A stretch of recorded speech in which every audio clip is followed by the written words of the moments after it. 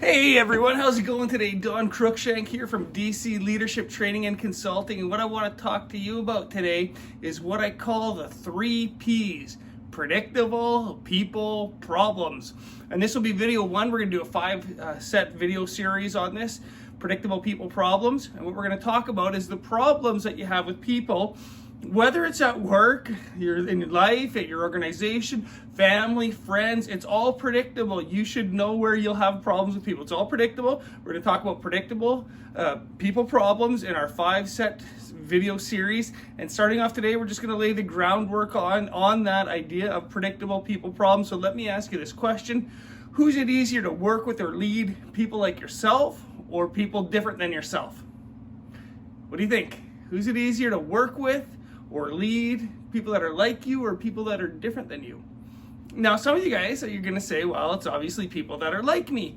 I already know how they tick. I know how they function. We have shared likes and common interest. I already know how to communicate with them. I already know how not to communicate with them. I already know the best way to lead and manage them. I know the best way to get them engaged because they're just like me. Okay. Well, if you think that people that are just like you are the easiest to lead, manage, and live with and work with, let me ask you this. What happens when you both start competing for the same space? See, here's the problem, folks, is that people just like you, yeah, we tend to enjoy getting along with those people and being with those people, maybe even leading those people, maybe even managing those people.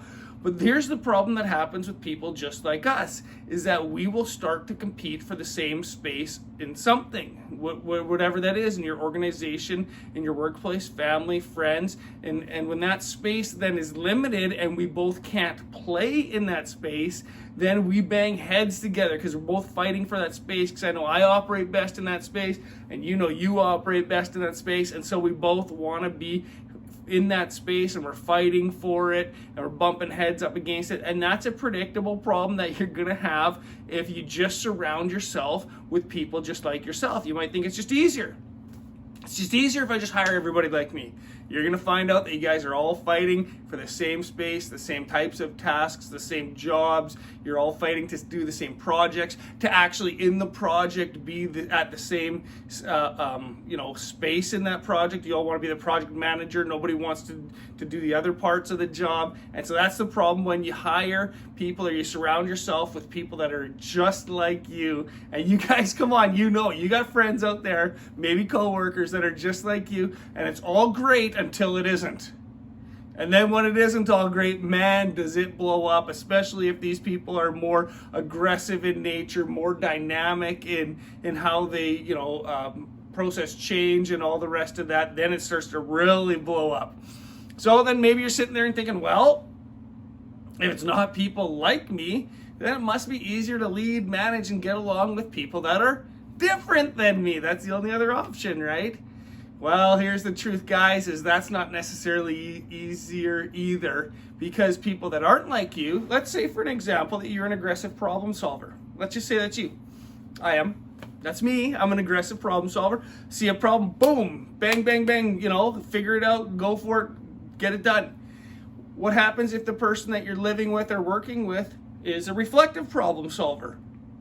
You've already solved this problem. You're looking at solving the next one and the next one and the next one. You're on problem. You've solved problem 6 already.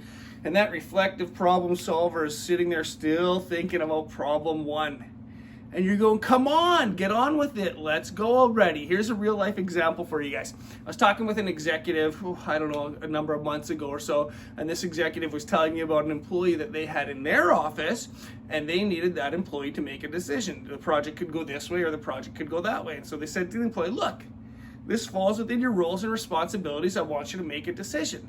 And the employee said, well, if we do it this way, then here's some of the problems that we'd face. If we do it that way, then here's some of the problems that we'd face. And the person just kept weighing out the problems in either way. The executive said, you're right. So make a decision. You're right. If you go that way, you're going to have those problems. If you go that way, you're probably going to go run into those problems. So make a decision. Which one? Well, I don't know, because... And the executive at this point in time is getting fed up and says, no, look, here's the line. Make a choice, step on one side or the other. Just move. Let's go.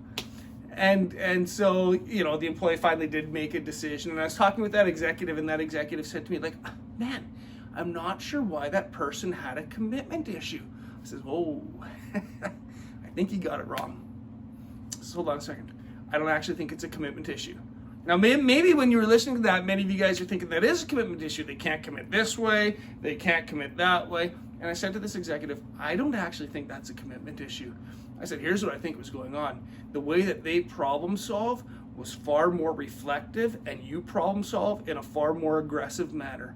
And so that person was still taking time to reflect on the problem and solve it and think about all of the spin-off effects that would occur. And I said, I think that's what the problem actually was. I said, let me ask you this, right or wrong, does that person process slower but deeper? Like when they're problem solving, do they come up with all kinds of issues to take care of before they become problems that maybe you guys wouldn't have thought of? And this executive said, well, yeah, I mean, that person was always coming up with that. They're always saying, hey, if we do this, here's some of the problems we should be thinking about already. This is great. That's perfect. Your employee didn't have a commitment problem. What they had is that they problem solved differently than you. You were more aggressive in problem solving, but they're more reflective in problem solving. So what you actually need to do is this. Take that person and on projects, team them up with somebody who's more aggressive in problem solving. That way, the aggressive problem solver on that project isn't going to run ahead and make a whole bunch of messes that you need to go behind and clean up. And the reflective problem solver isn't going to get stuck along the way, not being able to move forward. I said, if you got two people like that, team them up and away you go, and your results will just be amazing, far more than you would ever imagine. So look, when you're dealing with people that are different than you, and we're going to talk about this in different areas of problem solving, facing risk, managing change, and processing information in the next upcoming videos. But when you're working or managing or dealing or living with people that are different than you, what we want to help you do in this next video series is see those differences actually as strengths and complementary strengths. They're different than yours, but they're going to help you have a well-rounded team. And when you're actually dealing with people that are like you, what we want to show you is how to, at times, let the other person lead in that area, and at times you grab the lead in it, so that you're never fighting for the same spot and space in what you're doing, whether you're your friends, whether it's your family, whether it's someone you lead or someone you manage. So predictable people problems, we're going to be doing 4 more videos on that. We're going to get deep into some of this. Right now that was just a little bit of an overview. So as always, if you've enjoyed the video, please do make sure to hit that big thumbs up button. Make sure to subscribe to our channel. Super important for us to keep getting this content out to you. Make sure to share the video around so that other people can see it, and let others know, hey, you really need to check out DC Leadership Training and Consulting,